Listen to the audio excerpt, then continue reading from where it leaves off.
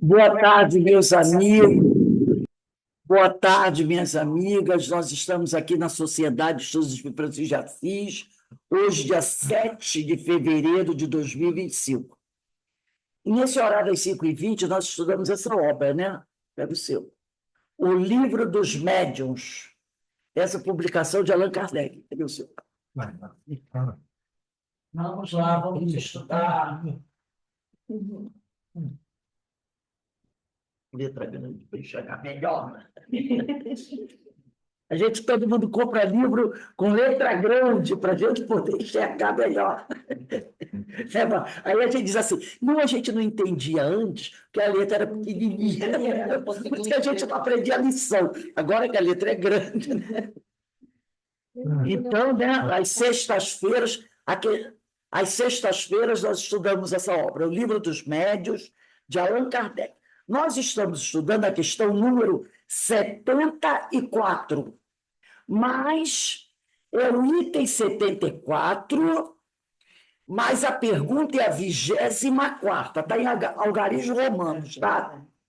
Questão 74, 24 em algarismos romanos, que é o item 74. E o item 74 tem várias perguntas. Hoje nós vamos para a pergunta 24 em algarismos romanos. Isso. Mas antes vamos elevar aqui o nosso pensamento a Deus, a Jesus, o médico das almas, aos espíritos amigos, agradecer porque estamos retomando as aulas do Livro dos Médiuns em 2025, pedindo ao Pai sempre que nos abençoe, que nos proteja, que nos dê ombros fortes, é muito importante isso, como nos disse, é uma recomendação de Emmanuel, ele sempre pede a Deus ombros fortes, para que a gente possa, né, passar por essa reencarnação, cumprindo com as nossas obrigações, buscando crescer, progredir, mas sem esquecer daqueles que mais necessitam. Por isso que nós pedimos sempre a Deus por esses espíritos, por essas pessoas que estão em sofrimento, que o Senhor os envolva com a sua misericórdia. Assim sendo, Senhor, te pedimos amorosamente que nos permita dar por iniciado o nosso estudo da tarde de hoje, graças a Deus. Bem, como eu falei, nós estamos estudando o item 74, e a pergunta é a pergunta 24 em algarismos romanos. Kardec pergunta: dizes que o espírito não se serve de suas mãos para deslocar a mesa. Entretanto, já se tem visto em certas manifestações visuais aparecerem mãos a dedilhar o teclado, a percutir as teclas e a tirar dali sons. Neste caso, o movimento das teclas não será devido, como parece, à pressão dos dedos? E não é também direta e real essa pressão, quando se faz sentir sobre nós, quando as mãos que a exercem deixam marcas da pele? É aquela coisa, né? Às vezes tem espíritos, né, que pegam alguma coisa, até pegam a pessoa até sente, de repente, alguém apertando ela, e quando ela olha para o braço, ela vê as marcas de um dedo, mas não foi ninguém encarnado. Aí a pessoa, meu Deus do céu, o espírito pegou. Então, ele quer saber como é que isso acontece. E aí os amigos espirituais, não estão achando, não? Deixa que eu acho para você.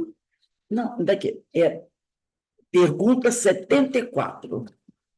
O Livro dos Médiuns. Espera aí um instantinho, gente.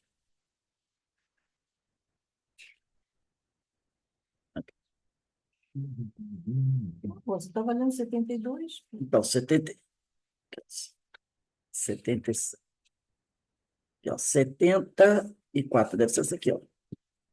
74, 24ª. Aqui, ó. Então, vamos lá.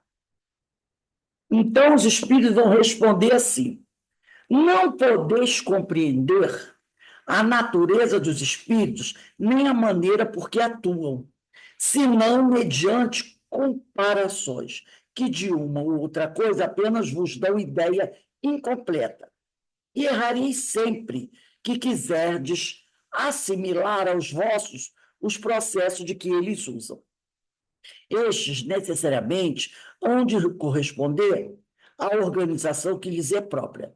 Já te não disse, olha aí, novamente chamando a atenção de Kardec, já te não disse eu que o fluido do perispírito penetra a matéria e com ela se identifica, que anima de uma vida factícia? Ele já falou isso várias vezes, né? Eu vou, inclusive, agora pedir, né, só para a gente relembrar mais uma vez, vamos voltar na pergunta 14. A gente está na 24, com o algarismo romano. Vamos voltar na 14 com o algarismo romano. Desse mesmo item 74. Volta aí no 14 com os romanos.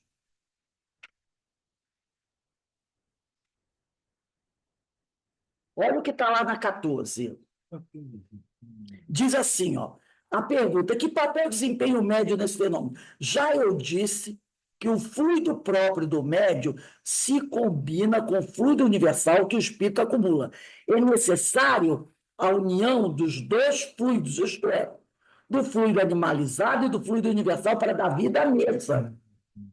Mas nota bem que essa vida é apenas momentânea, que se extingue com a ação e, às vezes, antes que esta termine. Logo que a quantidade de fluido deixa de ser bastante para animar. Então, o espírito combina o fluido que ele tem, tá, com o fluido do médium.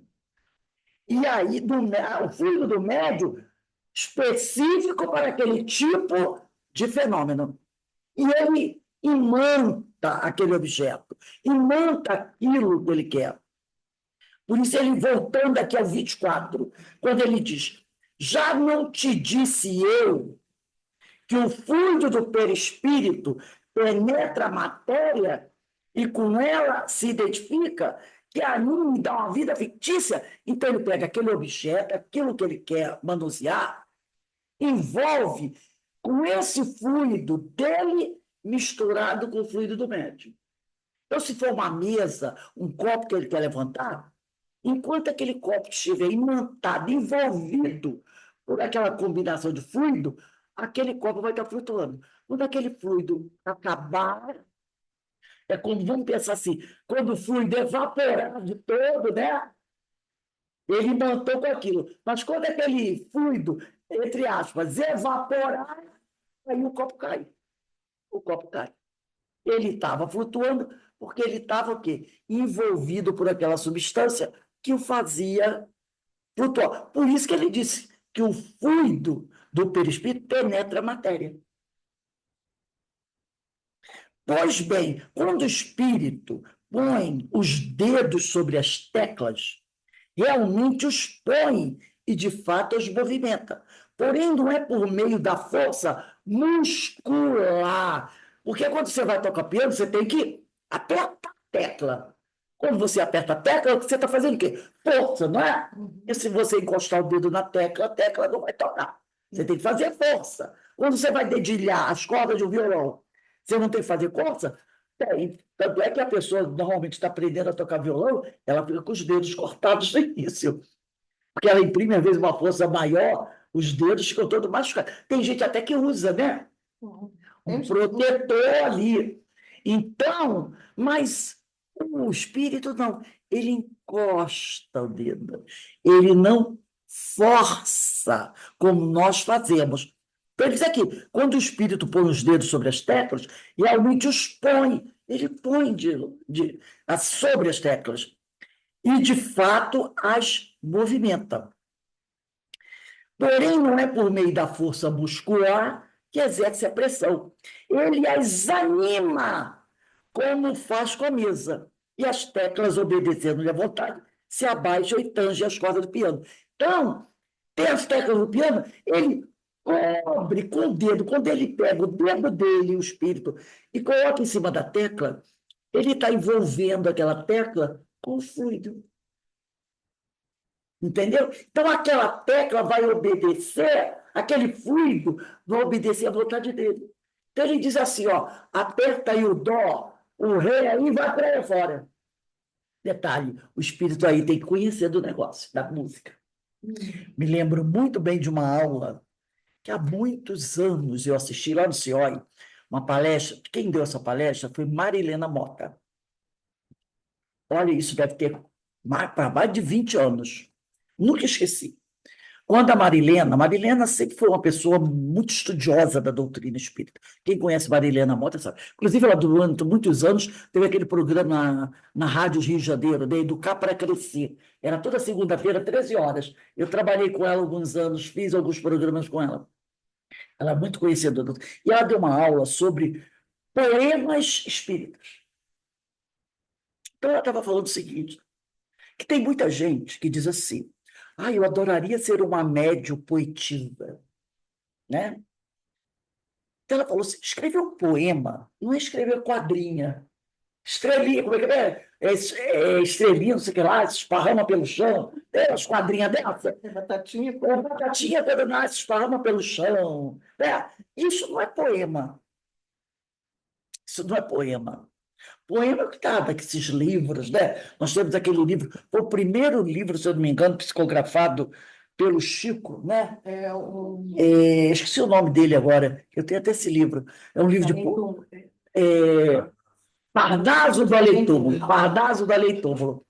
Ali ele recebe poesias de grandes poetas brasileiros, Castro Alves e outros por aí. Mas o médium, que é um médium que escreve poesias, recebe poesia, ele tem que ter conhecimento da estrutura de um poema. Entendeu? Ele precisa ter esse conhecimento da estrutura de um poema. Sabe o que é verso, rima, e aquelas métricas, aquele negócio todo. Da mesma forma, um médium que recebe músicas, né, essas músicas bonitas, ele tem que ter na cabeça dele conhecimento da estrutura musical. Não é fazer qualquer coisinha, não. Cai balão aqui na minha mão, não. Estou falando de música. O médium tem que ter conhecimento dessa estrutura. Porque o poeta, espírita poeta, ele não vai ensinar ele o que é uma clave de sol, entendeu? Não. O médium tem que ter. E a Marilena Mota falou sobre isso. Porque tem gente que fala uma vez, o espírito mandou uma poesia para mim. Aí é uma estrofe com 3 versinhos, que rimando. Não, isso é poesia. Isso é poesia. Então, o médium tem que estar preparado para receber ele tem que conhecer essa estrutura lá na cabeça dele, da mente dele, como da música também. Ele tem que conhecer. Então, aqui, o espírito quer tocar uma música. De repente, o espírito chega e ele quer tocar uma sonata de Beethoven. Quem é? Aí alguém pergunta para o espírito, quem é Beethoven? Eu acho que é o verdureiro lá da esquina. Como que o espírito vai tocar a sonata de Beethoven sem conhecer Beethoven? Tem que ser o quê? Um espírito que tem conhecimento de música. Pode ter sido um grande músico do passado. Um Mozart, um Beethoven, um músico, um espírito músico. Ele vai saber, porque por isso sou eu. Imagine eu desencarnada, vejo as teclas de um piano. Quero tocar a música. Eu não sei o que é dó, ré, mi, qual é a tecla que é dó, ré, mi. Como é que eu? Não, você está do plano espiritual e você vai adivinhar. Essa tecla é o dó, esse é o ré. Mas eu não tenho esse conhecimento. Como é que eu vou tocar essas teclas? Qual é a tecla que eu vou botar o dedo aqui? Nenhuma, porque eu não sei qual é do dó, ré, mi. Qual é a tecla para começar a tocar? Entendeu? Então, o espírito, como ele diz aqui, quando ele vai tocar enviar uma música, tem lá as teclas, ele sabe quais são as teclas que ele deve tocar para tocar aquela música. Então, ele imanta, o fluido está na mão dele. Quando ele toca naquela tecla, é o que ele diz aqui. Quando o espírito põe os dedos sobre a tecla, ele os põe de fato e os movimenta. Mas não movimenta tocando piano como se ele tivesse encarnado. Ele mima aquela tecla com essa combinação fluídica do médium, que é um médio de efeitos físicos, tem que ser um médio de efeitos físicos, com o fluido que ele traz. Aí, quando ele encosta o dedo na tecla, a tecla imantada, envolvida por aquele fluido, ela abaixa e levanta. Tanto é que você pode ficar do lado do piano, não tem ninguém sentado no piano, e o piano funcionando lá. Baixa a tecla, sobe tecla, sem ninguém tocar na tecla. Você está olhando, não tem ninguém e o piano está tocando. Porque o espírito imantou aquelas teclas e ele está fazendo as teclas se movimentar direitinho. E o som está saindo. Entendeu? É assim que funciona. Por isso ele disse aqui. Ele anima essas teclas como faz com a mesa, se quiser que a mesa pule. E as teclas, obedecendo-lhe a vontade, se abaixam e tangem as cordas do piano. Enquanto aquelas teclas estiverem envolvidas por aquele fluido, vai ficar tocando. Quando o fluido acabar, se esgotar, evaporar, para de tocar o piano. Deu para entender? Aí ele diz aqui, em tudo isto, uma coisa ainda se dá, que difícil vos será compreender, é que alguns espíritos, tão pouco adiantados, se encontram, e em comparação com os espíritos elevados, tão materiais se conservam, que guardam as ilusões da vida terrena e julgam obrar como quando tinham um corpo de carne. Então, tem espíritos lá no plano espiritual que não se dão conta como eles estão fazendo o processo. O processo é assim, mas ele não está sabendo que aquilo está acontecendo daquela maneira. Entendeu? Ele não está sabendo, ele faz no automático.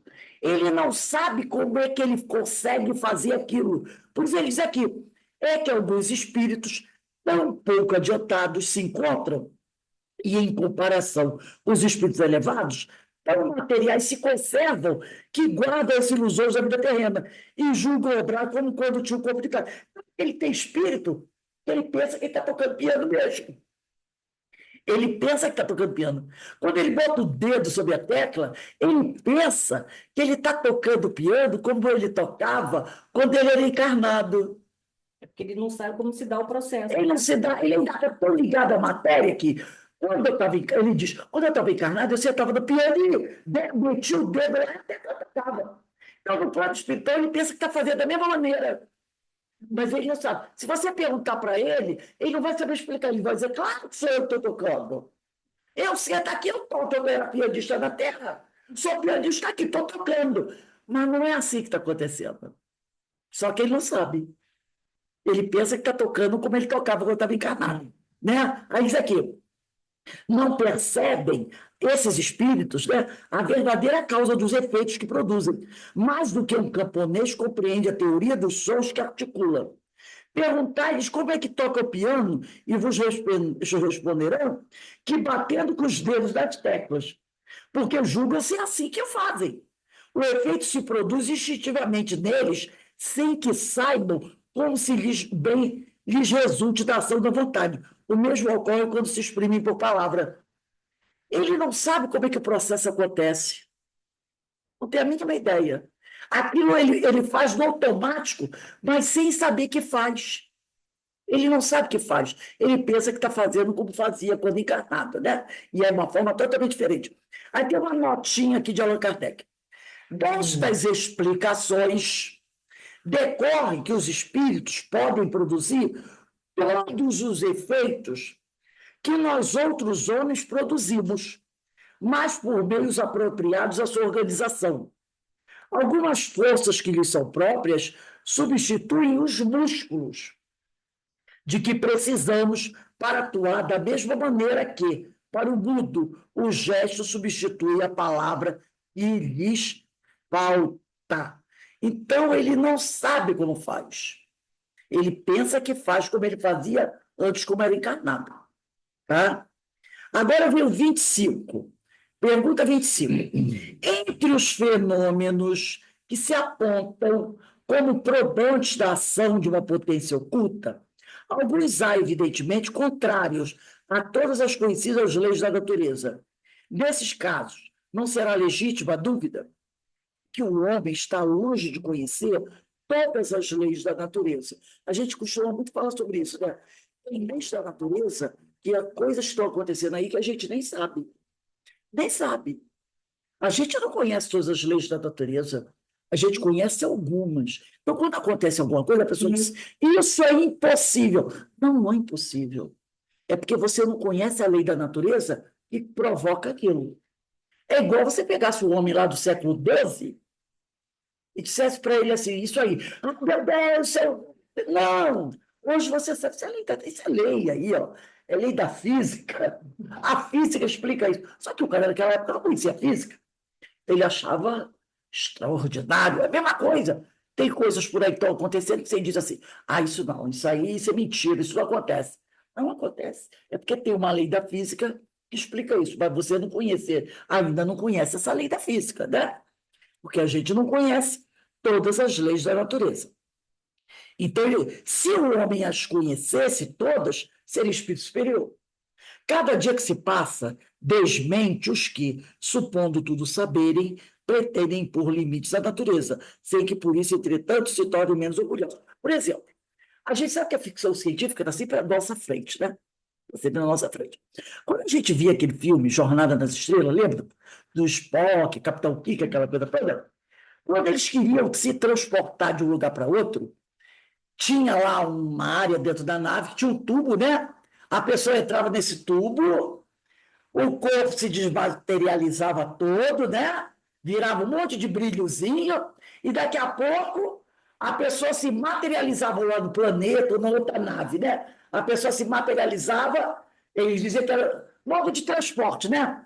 Quando o Capitão Kirk estava com os homens na nave, agora vamos descer para o planeta. Como que vai descer para o planeta? Eles entravam nesses tubos, aí tinha um painel onde a pessoa ali manejava o painel, aí daqui a pouco toda a equipe desaparecia e se materializava no planeta. Quando queriam voltar para a nave, eles entravam com comunicador, celular, né, comunicador, porque quando esse filme foi feito não tinha celular. Mas eles lá no planeta pegavam o comunicador, eles abriam assim, até com flip. Hoje é mais adiantado, não tem capinha, né? Abria com a capinha assim, né? E falava: Fulano, prepara aí que a equipe vai subir. Aí o cara lá, ó, o cara lá na máquina, ó, já localizei vocês, vou apertar o botão. Aí voltava todo mundo. Tinha GPS, né? Tinha tudo isso, já que naquela época, quando o filme foi, não tinha. Não tinha. Mas peraí que eu vou localizar. Ó, fulano ainda não chegou, espera ele chegar. Não tinha Chegou, mas ele tinha um tinha outro nome, transponder, um negócio assim. Isso. Aí a pessoa diz: isso é ficção? Não, isso é uma lei da física, que nós ainda não conhecemos. Mas alguém duvida que daqui a alguns anos nós estaremos fazendo isso? Já dizem alguns cientistas, eu não tenho, mas que já foi feito isso com algumas frutas, com alguns objetos, de transportar de um lugarzinho para outro. Estava dentro de uma caixa. Isso do plano espiritual, Kardec, foi feito na época de Kardec. Isso era feito na época de Kardec. Pegava um anel que estava aqui, botava dentro de uma caixa, quando a pessoa ia procurar, ela dentro da caixa. Mas já foi feito aqui, com maçã, com objeto, levar de uma caixa para outra.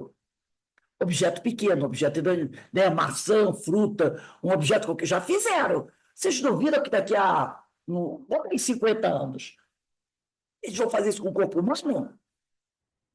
Claro que vão fazer. O que é isso?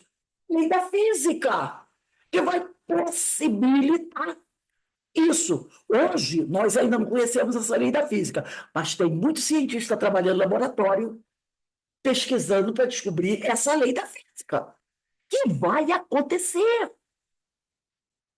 Como tem também aquela, né? E nos filmes de ficção, eles querem fazer viagens de longa distância. Se você tivesse na nave, levaria 80 anos. Sai daqui criança, vai chegar lá um ancião. O que eles fazem nos filmes? As pessoas deitam no tubo, né? Eles ligam, congelam todos, a máquina entra num automático, porque não pode ter piloto, porque o piloto vai morrer. A máquina põe no automático, e a nave entra no negócio de Velocidade. velocidade da luz. Aí a máquina entra tipo de um túnel de luz, e em menos de 5 minutos ela está lá, 80, 100 anos à frente. Aí, de repente, a máquina para, os computadores desligam os tubos dos comandantes, tá vendo como é o filme? Aí os comandantes despertam, e aí eles veem a situação e despertam os outros. Viajamos. 80 anos, 100 anos. O que é isso? É uma lei da física, viajar. É uma lei da física. Hoje não conhecemos, mas tem gente trabalhando nisso aí. Então, são leis da natureza que nós não conhecemos hoje. Oi? Túnel do tempo, deu tudo. São leis da física que existem. Como a gravidade, que o povo não conhecia lá no passado, né? E hoje tem leis aí que nós não conhecemos. São leis da natureza. E conforme o homem vai desenvolvendo a sua inteligência, ele vai descobrindo essas leis, de acordo com o seu grau evolutivo, porque Deus, né, vai controlando o processo, né? Porque senão pode ser um desastre. Então, ele diz aqui, né? Então, hoje em dia, aquele que diz isso não existe, isso é impossível, está dizendo uma grande besteira. Está dizendo uma grande besteira, né? Então, isso aqui, ó. Cada dia que se passa, desmente os que, supondo tudo saberem, pretendem impor limites à natureza. Ninguém pode impor limite à natureza, sem que por isso, entretanto, se tornem menos orgulhosos. Desvendando-lhe incessantemente novos mistérios, Deus adverte o homem de que deve desconfiar de suas próprias luzes. Porquanto o dia virá em que a ciência do mais sábio será confundida. Então, ninguém pode dizer assim, eu tudo sei. Não é? Eu tudo sei. Cuidado, sempre há coisas novas a serem descobertas. Não tendes todos os dias sobre os olhos exemplos de corpos animados, de um movimento que domina a força da gravitação? Uma pedra tirada para o ar não sobrepuja momentaneamente aquela força? Kardec não conhecia aqui o avião, né? Não sabia o que Santos Dumont ia fazer, não é? Botar um objeto pesado a flutuar no ar. Isso Santos Dumont. E hoje? E hoje? Que nós temos aviões que transportam barcos, aviões que transportam helicópteros, aviões que transportam tanques de guerra, aviões que transportam carros, caminhões, então, para a guerra, transportam um monte de coisa. Ônibus espaciais. Ônibus. Imagina, você olha um avião e imagina, gente, dentro daquele avião tem um monte de cavalo. Cavalos. Dentro daquele avião tem caminhões, tem carros, tem outros aviões menores. Como é que esse troço pesado não cai? Não é?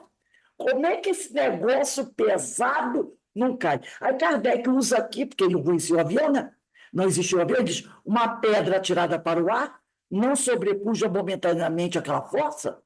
Pobres homens que vos considerais muito sábios e cuja tola vaidade a todos os momentos está sendo desbancada, ficais sabendo que ainda sois muito pequenininhos. Como que a gente, já pensou na época de Kardec, disse assim, você sabia que o homem vai botar um foguete lá na Lua? Você sabia que tem gente que vai pegar, entrar numa nave, vai dar uma passeada em volta do planeta Terra, né? E vai voltar no mesmo dia? Vai de manhã e volta de tarde, não tem esses caras aí? Vai de manhã e volta de tarde?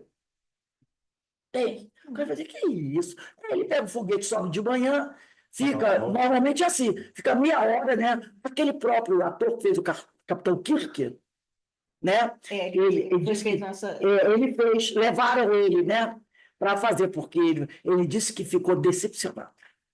Ele disse que ficou decepcionado. Ele disse, gente, quando eu dei aquela volta, eu disse, que coisa solitária.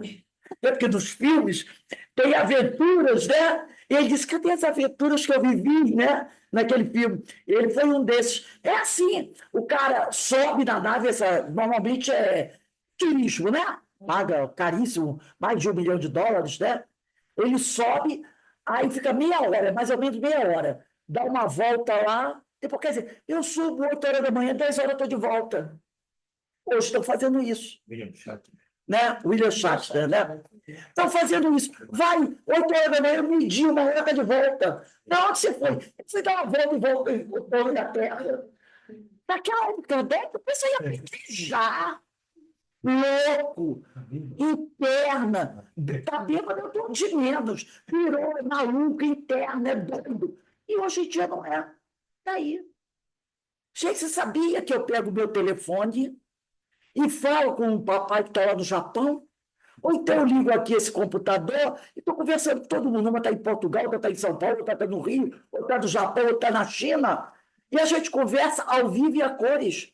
No mesmo tempo que as coisas estão acontecendo. Gente, caiu uma ponte no Japão.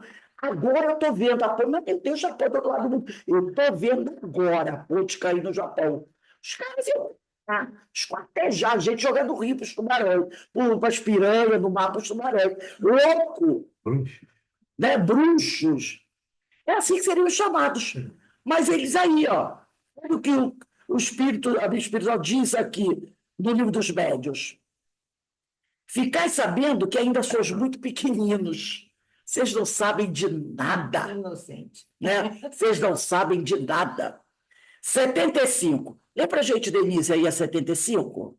Estas explicações são claras, categóricas e isentas de ambiguidade. Delas ressalta como ponto capital que o fluido universal, peraí,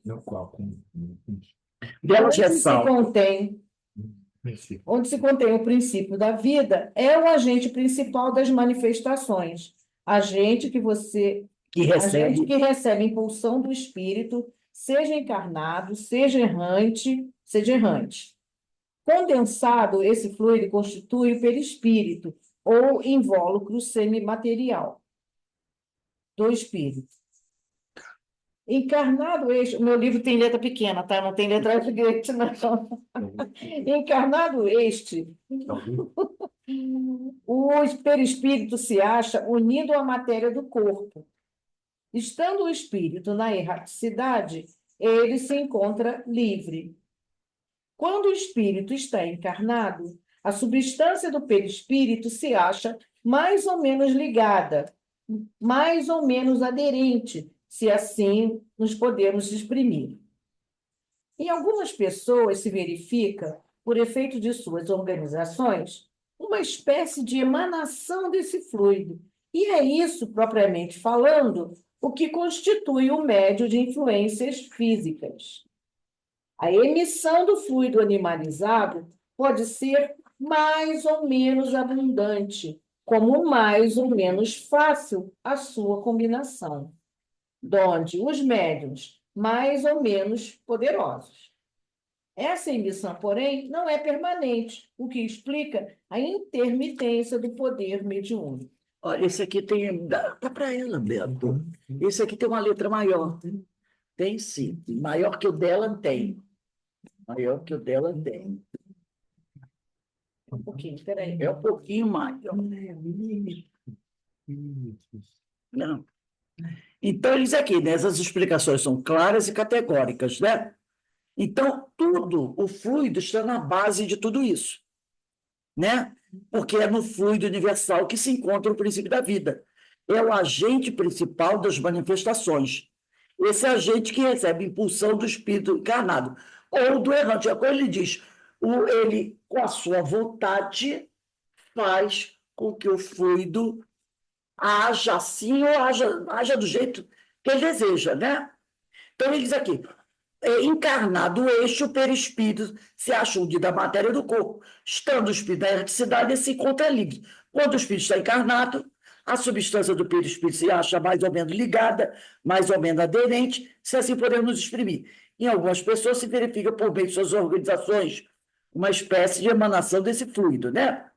Então, a emissão do fluido animalizado pode ser mais ou menos abundante, com mais ou menos fácil a sua combinação, donde os médios mais ou menos poderosos. Essa emissão, porém, não é permanente, que explica a intermitência do poder mediúnico.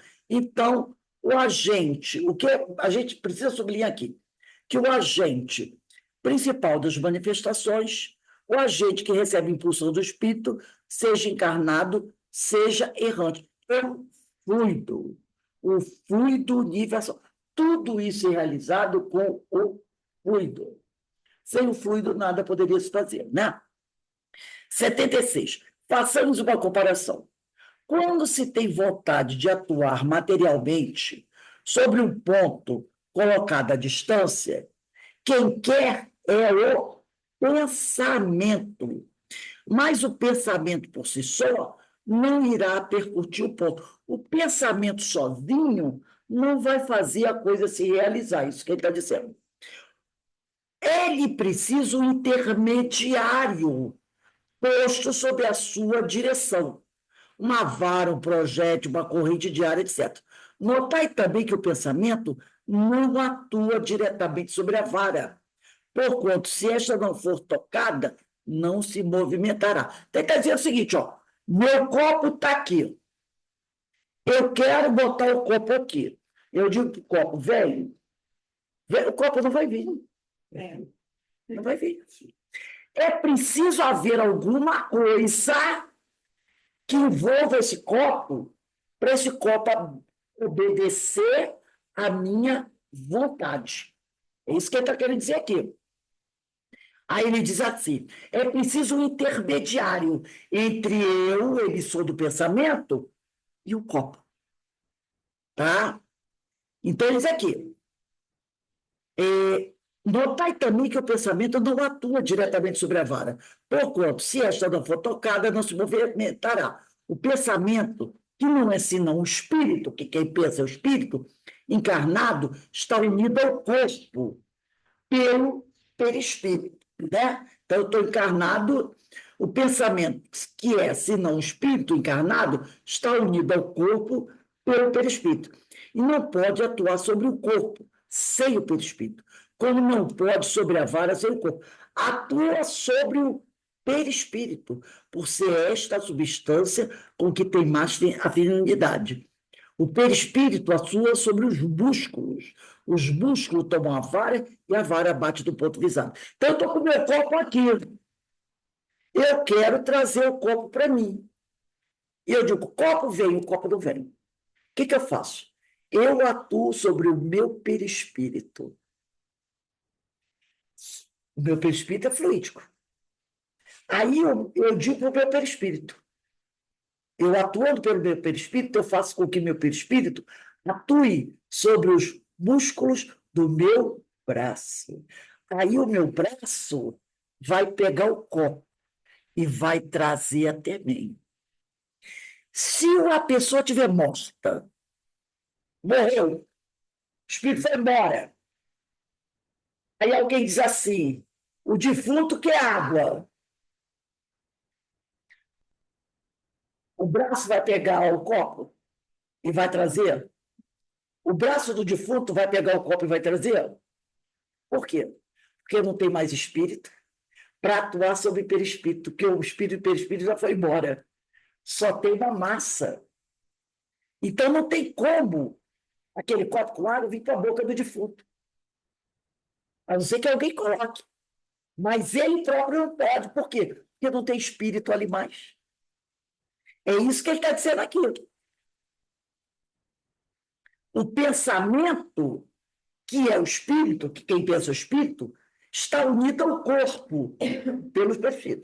O meu espírito, eu estou unido a esse corpo aqui pelo perispírito. Tem um perispírito aqui, entre o espírito e o meu corpo. Tem um intermediário aqui, que permite que o eu, espírito, possa estar aqui, pegando lápis, falando com vocês. É assim que eu, espírito, posso manusear esse livro. Se esse perispírito tivesse, eu, espírito, nunca tocaria nesse livro. Porque o espírito não pode tocar a matéria sem um intermediário.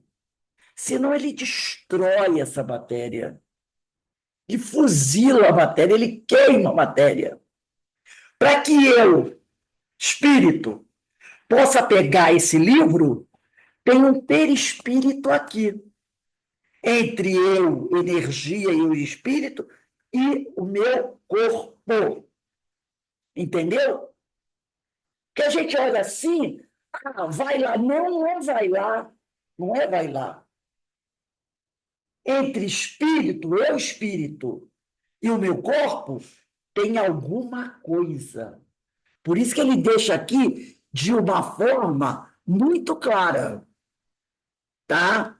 Por isso ele diz aqui, ó, o espírito atua sobre o perispírito, né? Por ser esta substância com que tem mais afinidade. O perispírito atua sobre os músculos. Então, eu, espírito, atuo sobre o perispírito, tá?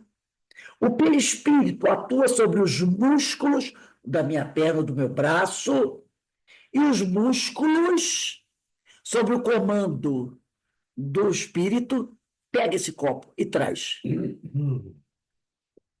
Mas só pode fazer isso porque o meu perispírito atua sobre os meus músculos. Não bastou eu querer. Eu tive que mandar o perispírito fazer isso. E o perispírito fez. Atuou sobre meus músculos e pegou o copo. Entendeu como funciona o negócio? Então, vamos sublinhar isso aqui, ó. Ele diz aqui na primeira frase: o pensamento, que não é senão o espírito encarnado, está unido ao corpo pelo perispírito. E não pode atuar sobre o corpo sem o perispírito. Tá? Até aí. Então, quando ele diz o espírito encarnado está unido ao corpo pelo perispírito e não pode fazer nada. O espírito não pode fazer nada sobre o corpo sem o perispírito. Por isso que quando o cara morre e sai do corpo, acabou, aquele corpo não faz mais nada, porque não tem perispírito para atuar sobre os músculos. Tanto que o padre Antônio, eu sempre repito essa frase, o padre Antônio Vieira, num dos seus sermões, escreve assim: você quer saber o que é o espírito? Observa um cadáver. Se você observar o cadáver, você vai saber o que é o espírito. Aquele cadáver não se movimenta. Se o cadáver se movimentar, porque ainda tem o espírito ali. O cadáver não se movimenta. Por quê? Porque não tem mais espírito atuando sobre o perispírito para fazer os músculos se movimentarem. Não tem mais.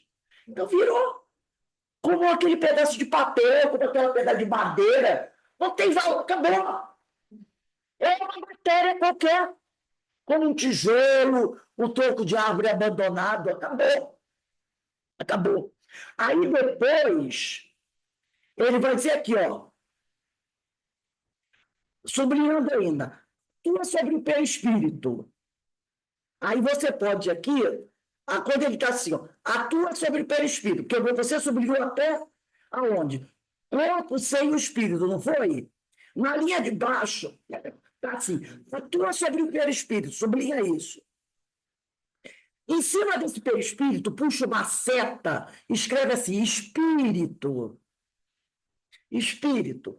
Atua sobre o perispírito. A última coisa que você tinha sublinhado era sem o perispírito. Aí você pulou para a linha de baixo, atua sobre o perispírito. Puxa uma setinha e bota espírito, para você saber que é o espírito que atua sobre o perispírito.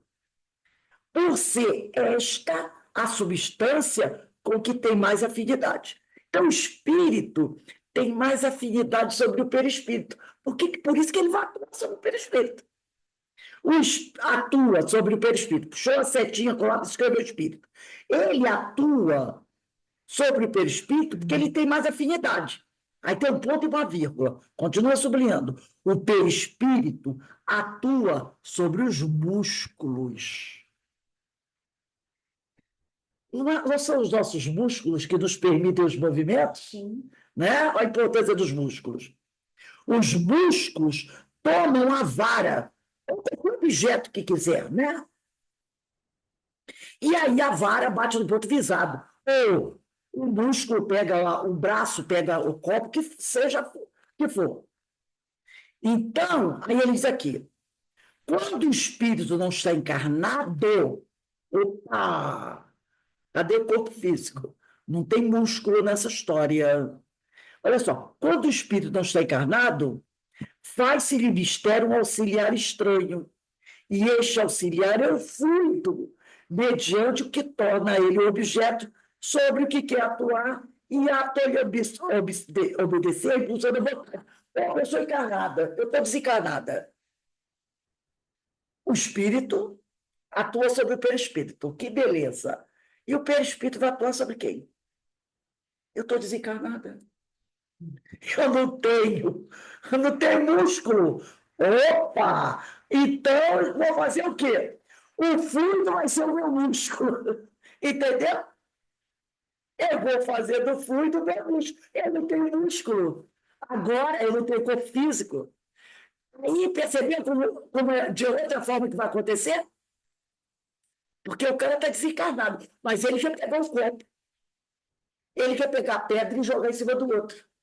Espírito pode jogar pedra? Pode. Não pode? Pode. Claro que pode. Espírito pode bater porta? Pode. Claro que pode. Mas ele não tem braço, ele não tem músculo. Então ele vai fazer de outra maneira. Por isso ele diz aqui: quando o espírito não está encarnado, faz-se-lhe mistério, quer dizer, faz-se-lhe necessário um auxiliar estranho. Quer dizer, ele tem que buscar alguém para servir de músculo para ele. E este auxiliar é o fluido, mediante o qual torna ele um objeto. Aí ele vai pegar o fluido dele, vai combinar com o fluido do médium, vai envolver o copo e vai fazer o copo se movimentar como se fosse o braço de um encarnado. Entendeu? E aí, ó, faz-se de mistério um auxiliar estranho. Estranho por quê? Porque ele não tem mais braço. E este auxiliar é o fluido, mediante o qual torna ele o objeto. Mediante o qual ele pega a vara, bate com a vara, joga a pedra sobre o que quer atuar. Então, ele obedecer a impulsão da vontade. Agora, o fluido vai obedecer à vontade do espírito. Então, ele mostrou aqui como é que acontece as duas maneiras. Quando você quer pegar um objeto, eu espírito, aciono o meu perispírito atua sobre meus músculos fazem meu braço se mover, pega o copo. Beleza. Desencarnou. Não tem músculo, não tem braço. E agora? Não vou fazer mais nada? Ah, vou fazer sim. Eu, agora, vou atuar sobre o fluido e vou cobrir aquele objeto com fluido. E vou atuar sobre o fluido com a minha vontade. Vou jogar água no rosto da Ana, vou jogar o copo da cabeça do Beto, e pronto. Aquele objeto estiver envolto no meu fluido, o fluido vai obedecer à vontade. Quando o fluido secar, acabar, evaporar, pronto, eu vou ter que arrumar mais fluido. Compreenderam? Deu para captar? Interessante, né? Bastante interessante. Vamos a 77 para a gente encerrar. Então, enquanto o objeto estiver coberto pelo fluido, esse fluido vai obedecer à vontade do espírito, que está desencarnado. Assim, quando o objeto, estou na 77, assim, quando o objeto é posto em movimento, levantado ou atirado para o ar, não é que o espírito tome, empurre e suspenda como faríamos com a mão. Então, o desencarnado não faz da mesma maneira que eu, que estou encarnado, faço. Quero jogar o lápis. Pronto, joguei. O espírito não faz assim, como eu estou fazendo. Ele não faz assim, tá? O espírito o satura, quer dizer, envolve o objeto, no caso, envolve esse lápis, por assim dizer, do seu fluido combinado com o do médio. Ele olha e diz: quem aqui nessa sala é médio de efeitos físicos? Eu quero levantar um objeto. Isso é efeito físico. Às vezes a pessoa nem sabe que é médio de efeitos físicos. Ele vai pegar um pouco do fluido, vai tirar um pouco do fluido do médio, vai misturar os dois, entendeu? Fazer uma massinha com os dois e vai imantar, cobrir o lápis, para fazer o lápis flutuar. Entendeu? Isso tudo ele faz, assim a gente vê. Tá? Então, ele diz aqui, o espírito o satura, quer dizer, o envolve o objeto, por assim dizer, do seu fluido, combinado com o do médio. E o objeto, momentaneamente, como se o objeto criasse vida, vivificado, desta maneira, obra. Quer dizer, obra, faz o que você quiser, pula daqui e vai para lá. Como faria um ser vivo? Com a diferença apenas de que, não tendo vontade própria, o lápis não pode. Eu vou pular para a direita e para a esquerda porque ele quer. Não. Segue o impulso que lhe dá a vontade do espírito. Então, se o lápis vai para lá, não é porque o lápis quer ir, é porque o espírito está comandando aquele fluido. E o lápis vai seguir a vontade. O lápis, então, o fluido que envolve o lápis, vai para onde o espírito mandar. Pois, aí ele diz aqui, pois que o fluido vital que o espírito, de certo modo, emite, então esse fluido que o espírito tira de si para combinar com o fluido do médio, chama-se fluido vital. Tá? Isso é importante, olha só. Pois que o fluido vital que o espírito, de certo modo, emite, dá vida factícia. Quer dizer, uma vida artificial, né? E momentânea aos corpos inertes. Enquanto aquele objeto estiver imantado pelo fluido vital do espírito, aquele objeto vai ficar se mexendo ali, por vontade do espírito. Pois que o perispírito não é mais do que esse mesmo fluido vital. Então, o nosso o perispírito desencarnado, é o nosso fluido vital. Então, o perispírito não é mais do que o fluido vital. Isso aqui, gente, são coisas importantes que está dizendo. Sublinha aí. Porque ele diz aqui, ó, o perispírito não é mais do que esse mesmo fluido vital. Segue-se que, quando o espírito está encarnado, nósinho aqui, é ele próprio quem dá vida ao seu corpo, por meio do seu perispírito. Quando você está no plano espiritual, está para encarnar, somos nós que fabricamos o nosso corpo, a base do nosso perispírito, do nosso fluido vital. Conservando-se unido a esse corpo, enquanto a organização deixa o permite. Então, aqui, ó, unindo-se a esse corpo, o espírito, o seu perispírito, se unir a esse corpo, enquanto a organização, quer dizer, enquanto o corpo permite, a organização permite. Sim, ora, quando o nosso corpo não aguentar mais, o espírito tem que ir embora. Então, a gente vai ficar ligado ao nosso corpo físico enquanto o nosso corpo físico permite, enquanto ele aguentar. Porque a gente morre. Por quê? Porque o nosso corpo não aguenta mais o espírito. Porque os nossos órgãos começam a entrar em falência. É assim que a gente morre. A gente não morre porque o espírito diz assim: cansei, vou embora. Vou deixar esse corpo aí sentado na cadeira. É assim que a pessoa morre? Não. Você está lá sentado e diz assim: agora, perispírito, saia do corpo. Eu vou ter que ir embora. Vamos para Marte. Estou cansado da Terra. É assim que a gente morre? Não. Não é assim. Não adianta eu dizer assim: ai, senhor, eu estou cansado dessa vida. Vou desligar o botão aqui. Perispírito, vamos embora. Vem embora comigo. Eu vou sair do corpo, você vem comigo. É assim que a gente morre? Não. A gente morre quando o nosso corpo diz assim: cansei de você. Ou melhor, quando o nosso corpo diz assim: ó, não aguento mais ficar com você, meu filho. Estou cheio de doença, Estou cheio de problema e os nossos órgãos, nossas células começam a morrer. Quando as nossas células começam a morrer, os tecidos que formam os órgãos vão morrendo. E aí os órgãos vão entrando em falência. Aí o espírito diz assim, eu quero ficar mais um pouco. Mas os órgãos, não aguentam. Quando os órgãos morrem, o espírito é expulso do corpo. É assim que a gente morre. A gente é expulso do corpo, porque o corpo morreu.